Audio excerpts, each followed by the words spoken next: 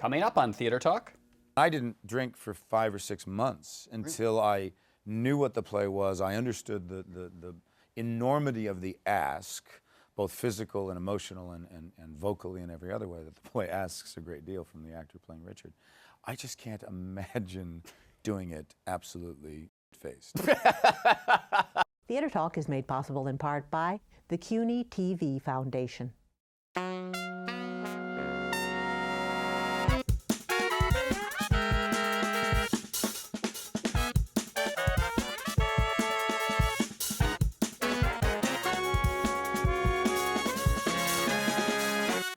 Now is the winter of our discontent, made glorious summer by this son of York.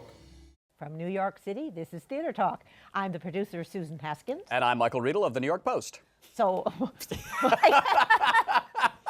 What, that wasn't sincere, Kevin? No, it just sounded like you were an announcer at a racetrack.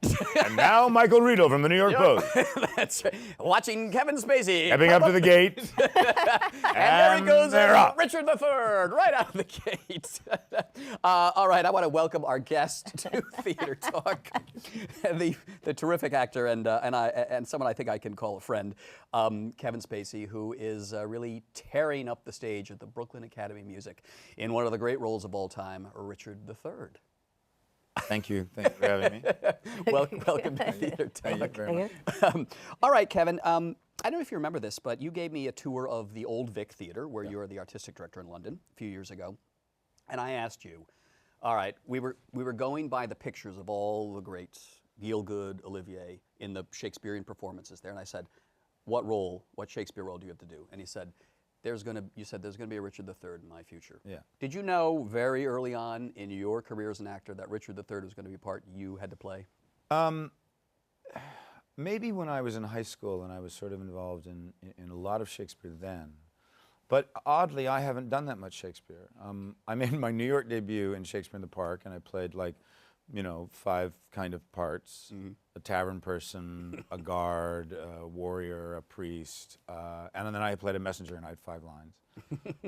And then it wasn't until I did Richard II with Trevor Nunn at the Old Vic that I played a leading role in Shakespeare. So oddly, he hasn't played a huge part of my performing life. But as far as Richard goes, it's a funny thing. Maybe somewhere along the line, I think I stopped coveting parts. Like I stopped being somebody like, I've got to play that role before I die.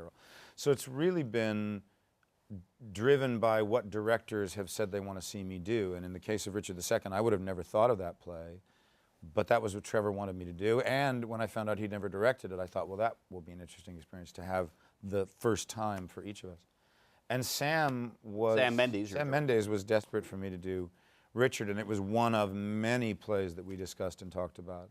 And ultimately, it was the one we decided to do. I'm always interested in the physical deformity an actor chooses to play Richard. You have the hump, Yes. but in this case, you've decided to have a twisted, deformed leg. How'd you come up with that choice? Well, Sam and I talked, quite a lot about other performances, and you're thinking, well, I don't want to do what someone else has done. Ian McKellen famously did it with one hand. Yeah, and so it was brilliant what he could do with his other hand. You look at Anthony Sher, whose performance was almost an incredible thing of endurance, because he was on these sort of sticks and looked like a spider. There were a couple things that were challenges, physical challenges. One was when Sam told me that we were going to be working on what's called a rake stage, which means it isn't flat, it's raised. So that puts every actor on stage in a place of being in balance. You are being pushed forward or sideways. So I had to think about that, being 10 months doing a play on different stages around the world. Stages a bit that we would build, but nonetheless, they sit differently in different theaters. And ultimately, I decided that I knew I wanted something to look like it was thin and spindly and deformed. So I realized that there would just be a visual trick by putting a brace on my costume. It would immediately shrivel the costume up, and it would look different from this full pant leg. So there's an automatic sort of twisted thing. But then when I was working in rehearsal and I was standing, can I stand up? Yes, please. I was standing in sort of in front of the mirror. I'm totally out of the light, sorry. I was standing in front of the mirror and I couldn't see the brace. You could see the buckles. And I was like, well, oh, well, now I can see it. And then slowly I started to get on my toe and realized that by doing that, I was putting myself in balance. So I'm actually the only actor on stage who's in balance, but it allows me to move like a crab and move very, very quickly. And you move that sideways crab-like way. Yeah, so I'm twisted and my body's twisted, and then I have a wilted hand, and I had them sort of make a mold of my hand and then put it in a glove so it never moves, and it's like a weapon, because I wanted to, the thing that really shifted it in a direction that ultimately I think became what it became psychologically for me as well as physically. I went, when I did the Nancy Hanks lecture in Washington, D.C. Last April, I went and I spent the day at the Walter Reed Hospital. I wanted to meet the soldiers who had just come back from Afghanistan or Iraq or even around the globe when accidents or terrorism happens. And I spent this day meeting, I don't know, maybe 40 men and women, young guys and girls who, you know, lost a limb, lost 2 limbs, you know, a bullet through their brain which has crushed their skull. And every single one of them, I heard, well, you know, I got this new arm and I got to learn how to use it, and I got this new leg, they're putting this foot tomorrow, but then I want to get back to my unit, you know, and then I got to get back to my unit. And you heard that and realized in later discussions with some of the doctors and psychologists that overcoming the disability is what they set out to do. And I thought that's exactly how I want to approach Richard. I want to be able to turn his disabilities into weapons so that he is able to achieve things and do things that you might not expect he could do. But like these, obviously their situation is much different. But just in terms of the psychology of understanding how does someone overcome something that either they're born with or that happens to them through no fault of their own. And I was very inspired by that, the notion of overcoming, and that was what ended up making, I wanted that a weapon, I wanted the stick to be a weapon, I wanted even his ability to move, to be able to do things that in the play would be frightening, because in actuality, Richard doesn't kill anyone in the play. You never see him do any of his murderous acts. Right. They're all done off stage. And there's a couple of moments that we built in to have a moment where you actually see what he's capable of, Yes, you violently. I don't want to give those away, but there are places where you can see it.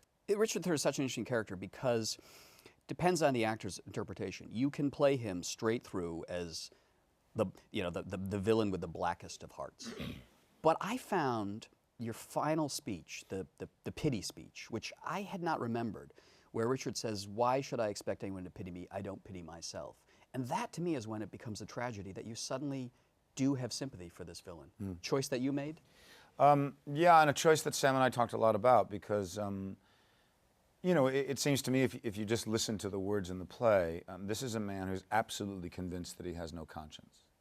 And he's convinced of it for long periods of time. We took passages out of Henry VI and put them in where he talks literally about, I have no pity, no love, no fear. These things don't exist for me. But he's cursed. And at this time in the world, curses were taken quite seriously. The roles of the women in this play are incredibly strong. And if you remember back to the first scene where Queen Margaret shows up, beautifully played by Gemma Jones, she curses Richard and says, "No sleep close up that eye, unless it be during a tormenting dream." So this curse begins then, and even though he dismisses it, and then his mother curses him later on his way to battle, I believe these two things have an effect on him, and I wanted to be able to find out, is there a way to have this character wake up to a conscience after he has been through this nightmare where all of the people that he has murdered come to haunt him and to wish his death the next day in the battle. And by allowing that level of, oh, he actually is a human being, despite the things he's done and the murderous ways in which he has behaved, he's a human being. And even if people don't feel sympathy for him necessarily, there is suddenly a kind of empathy that I think just makes it for me as an actor, it's an incredible journey. And you meet the ending in an entirely different place as an audience member when you've done that. I must say, I've never seen a production of Richard III where the role of how women affect him and how women respond to him and affect him is contrasted with how the men who seem to just blindly follow him are affected by him. Well, the women are reason and the men are out murdering. Yeah. I'm just curious, the Oliviers, the Gielguds, the Ralph Richardsons, when they played these roles, these guys back in the day, they were drinkers. You know these great old actors. Yes, And Chris Plummer was on the show once, and he said, you know, when I was a young man, the mark of being an actor was you did Hamlet in the matinee, and then you went off, you had 2 bottles of claret for dinner, and you went on and you did Hamlet again. Can you imagine, is it possible to play a part like this and drink the way some of these great old actors did? I mean, maybe they stopped while they were doing something like Richard III, because, you know, we were talking earlier that this in some ways exposes Shakespeare as a young playwright. He was 28 years old when he read it, and he had not yet learned the lesson he learned later on as a writer, which is to give the leading actor breaks. So I've never been in a play as much as I'm in this play, and I quit drinking and everything as I started to prepare physically for the role. I trained for a number of months, and I didn't drink for 5 or 6 months until I knew what the play was. I understood the enormity of the ask, both physical and emotional and vocally and every other way that the play asks a great deal from the actor playing Richard. I just can't imagine doing it absolutely faced. Afterward, then you need a break. Imagine. And you were saying earlier, I mean, you've traveled the world with this play, and you're a very close company. And, you know, actors have a great time after the show hanging out in bars. Do you have the stamina to just hang out with the actors? Or If I don't have a show the next day, like matinee show, then yes, I can go out and have a nice time. And there's only been a couple of times when I've been stonkingly drunk. But I was in my flat, or I was, you know, where I was supposed to be. I wasn't out, you know, stumbling around. But yeah, I mean, look, there's nothing you can do but sort of marvel at those kinds of stories. Yeah. Did you ever work with any of those actors who could really? I've worked with a couple of drunks, sure. Want to name any names, Kevin? While you're Oh no.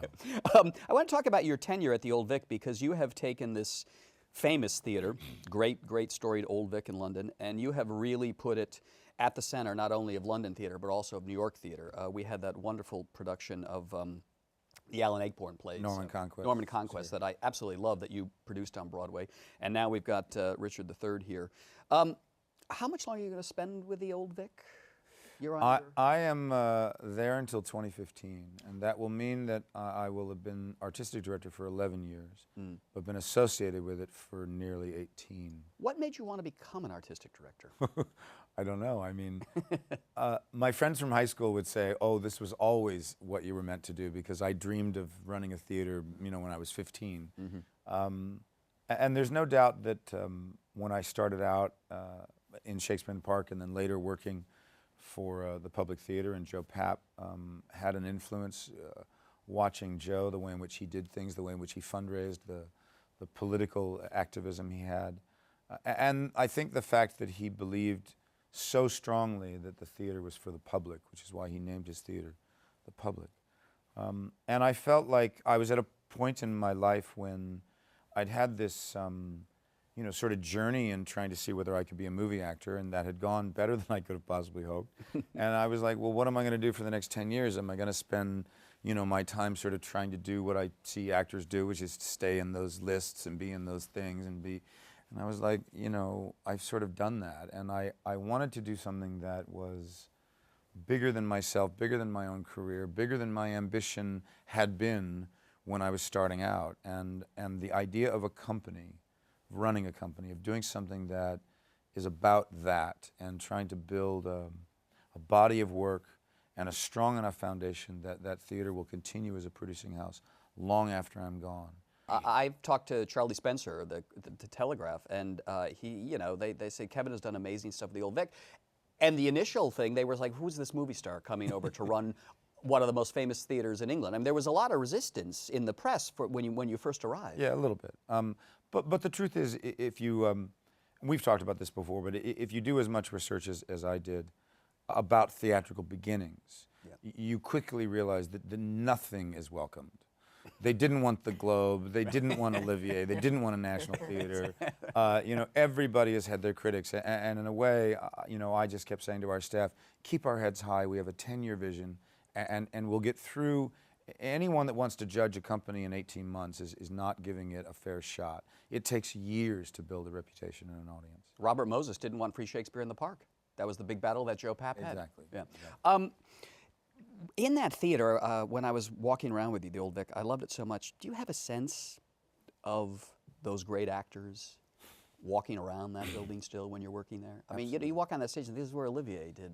It's not only that, it's not only in the theater itself, which is a very, very special and unique place in British history, but also in just feeling. You feel on that stage supported, encouraged, led along by those that have stood on that stage before. But you also feel it in the hallways, you feel it in the dressing rooms, you feel it in the rehearsal room. You know, there's a photograph of Olivier and Vivien Leigh and Robert Halpern and a whole bunch of people in the rehearsal room rehearsing Richard III in the same room that we rehearsed Richard III in.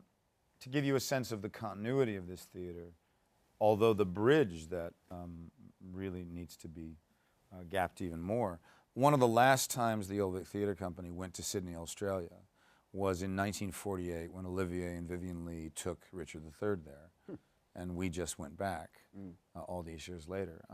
Companies don't tour that much, and they certainly don't tour around the world that much. That's right. We have a nice exchange between the Bridge Project London here and New York. And BAM. But it's been the most extraordinary thing to have an opportunity to go around the world with an Old Vic English language production and give people in Beijing and Singapore and Istanbul and Naples and Qatar, Doha, in San Francisco, an opportunity to experience this play, and we're very happy. Speaking of arts advocacy, I'm going to change the subject a little bit. I heard a wonderful speech that you did, the Nancy Hanks lecture in Washington last year, where you're talking about the advancing arts and culture and why it's important.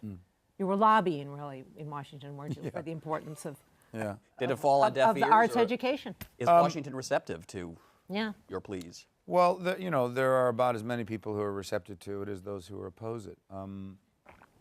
Look, I believe, as you can go back and look at the history of civilization and say that any nation that has discarded the arts or discarded culture has not been a very rich and diverse nation. That culture and arts are a part of who we are as a society. It is the greatest thing that we exchange around the world. Countries may go to war, but it's culture that unites us. And it's the things that we talk about. And so I have always believed that there should be a role in government in supporting the arts. And certainly President Kennedy knew that, the hall I was at when I gave that speech. Look, the one thing I did learn when I was down in Washington is that I could never go into politics. Because it's so hard to get anything done. And I like to get things done. I think I'd be incredibly frustrated by that. Yeah, I think Rocco Landisman, who's the head of the NEA now, is experiencing this. Well, when I saw him in April, he liked it. You know, he was really enjoying his role. You bring up yourself as a model in this speech, and you talk very poignantly, I would have to say, about your own insecurities as an adolescent and how arts education was totally responsible. It's so responsible from my experience, but it's responsible for so many, not just actors and people that have gone into the performing arts. And look, it isn't about whether or not kids are going to go into the performing arts, because frankly, if somebody wants to be in the arts, you're not going to be able to stop them. That's right. Right? But it's about what these programs and these experiences and these workshops can do for a young person's sense of self-esteem and their sense of collaboration. Even in maybe how they view themselves. It's about standing up in a room and being able to, wow, I can actually communicate. And I think that's better for society no matter what business someone decides to go into. And you know, we instituted at the Old Vic, when I first started, a program of tickets for young kids to be able to come and see our plays, because one of my arguments, and I will be making it until the day I die, that I'm so disappointed that Broadway and the West End has become an exclusive club. That it's so elitist. That you do not have every night the amount of tickets for students that you should. You don't put them in the front row, which is where you should sit them so they feel special and that they'll have an experience they'll never forget. And part of what is the short-sightedness of it is that that is exactly how you're going to build the next generation of theater goers. And if you don't do it, if you don't start to make it affordable and inviting, we will lose them all to so many other forms of entertainment. So what do we do? Because basically, I mean, Michael has told me at one point that the producers would rather have the empty seats in the balcony than reduce those tickets. I mean, it's like they don't I asked the care. producer, I said, how many premium price seats do you want to sell? And he said, as many as we can. All right, so then let's take it out of the producer's hands. Let's put it in the theater owner's hands. Occupy Broadway. Oh, my dear, the theater Oh, owners, no.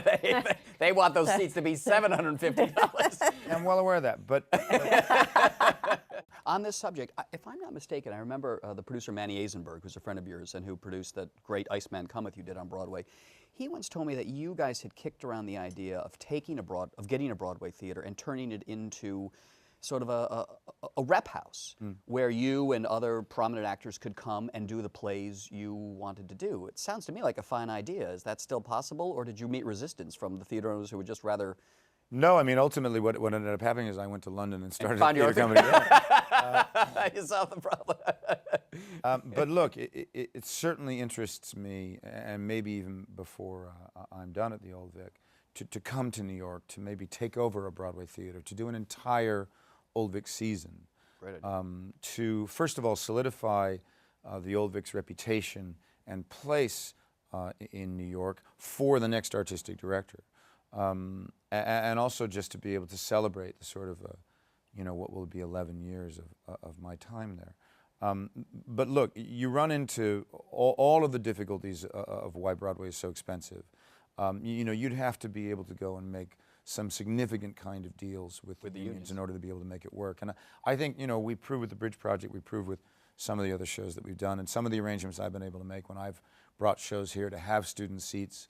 I think you can do it, and I've managed to prove with both Iceman Cometh and Moon from the Misbegotten that you can make a profit on Broadway and still provide 200 seats for young kids every night. Not just the, the lottery side In the of back it. and behind the pillar.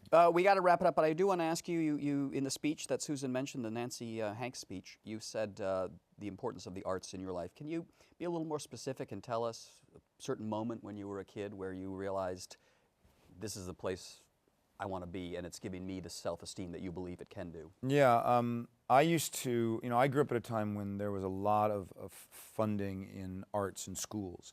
And so the kinds of workshops and festivals and seminars and experiences I got to have in going to the theater and seeing Katharine Hepburn in a play, or Jack Lemmon in a play, which I did when I was 13, and doing a workshop with him specifically. And we had to do a scene from a play, and when we were done with that, Jack Lemmon was running this workshop, walked up to me and put his hand on my shoulder, and he said, "That was terrific." He said, "You're an actor." And he encouraged me to go to New York and encouraged me to study. And I can't tell you what that meant to me as a relatively shy 13-year-old who dreamed of being an actor, to have an idol of mine put his hand on my shoulder and sort of say, "This is what you should do for your life."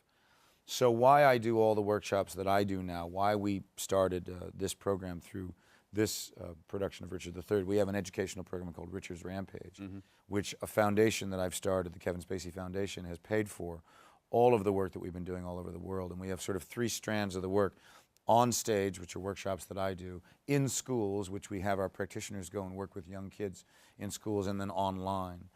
And it's been incredible to be able to offer to all these kids all over the world a chance to come and see Richard for free, to do these Q&As, to do these workshops. To have you teach them. To have me come and do a workshop as well. I'm telling you, every time I'm in these workshops, and every time some moment happens where you see a kid, like the nickel drops, and suddenly they have the courage to express themselves in a way that they maybe never have before, I'm flown back to what it was like for me. And I see myself. I know what those kids are going through. I know exactly that feeling. And that feeling is maybe just a seed. It's maybe just a little seed. But if it's watered, if it's nurtured, if a kid like that is encouraged, there is no telling what that person might end up doing in their life, whether or not they go into the arts. I'm a big believer of that. If Jack Lemmon or Kevin Spacey puts a hand on the shoulder and says, "That was good," it begins. Yeah, but it's not just about me or Jack. It's about what I know and I see these kids are getting from these practitioners that they're working with, these two wonderful actors, Annie and Johnny, who've been doing this work in all these schools. It's just, for me, Jack Lemmon said, he had a philosophy that he passed down to me, which is that if you've done well in the business you wanted to do well in, then it is your obligation to spend a good portion of your time sending the elevator back down. And I always thought that was a pretty succinct way of saying it. So that's our logo at the Kevin Spacey Foundation, is sending the elevator back down. Excellent, excellent. Kevin Spacey, artistic director of the Old Vic, arts advocate, and a terrific Richard III at the Brooklyn Academy of Music. I can see you maybe in the NEA spot at some point. You must be drinking. Great having you. Thanks a lot. It's a real pleasure. Thanks. Curse not thyself, fair creature. I would I were to be revenged on thee! It is a quarrel most unnatural to be revenged on him that loveth thee. It is a quarrel just and reasonable to be revenged on him that killed my husband! Our thanks to the Friends of Theatre Talk for their significant contribution to this production. Theatre Talk is made possible in part by the Frederick Lowe Foundation, the Eleanor Naylor Dana Charitable Trust, the Alan S. Gordon Foundation, the Corey and Bob Donnelly Charitable Fund, Carrie J. Fries, the Dorothy Strelson Foundation, the New York City Department of Cultural Affairs, and the New York State Council on the Arts, a state agency.